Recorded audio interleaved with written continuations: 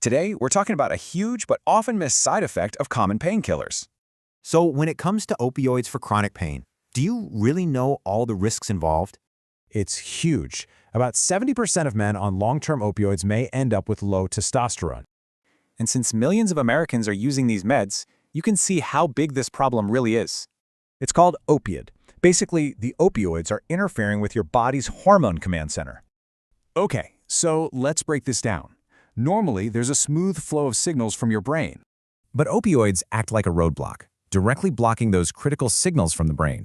And it's not just direct, they can also mess with the system by raising other hormone levels. So what's the result? Well, the data is pretty clear.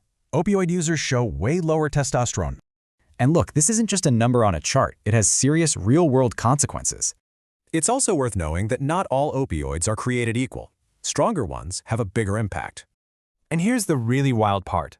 A ton of doctors aren't even aware of this condition. So how do you get a diagnosis? It's a pretty clear process of checking symptoms and running tests.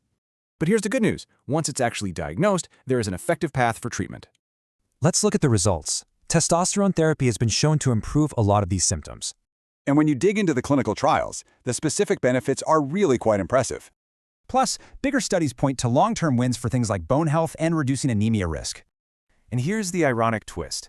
Low testosterone can actually make you more sensitive to pain. The research really says it all. This is a common but seriously underappreciated problem. So it all comes down to this. How much do you really know about the pills you're taking?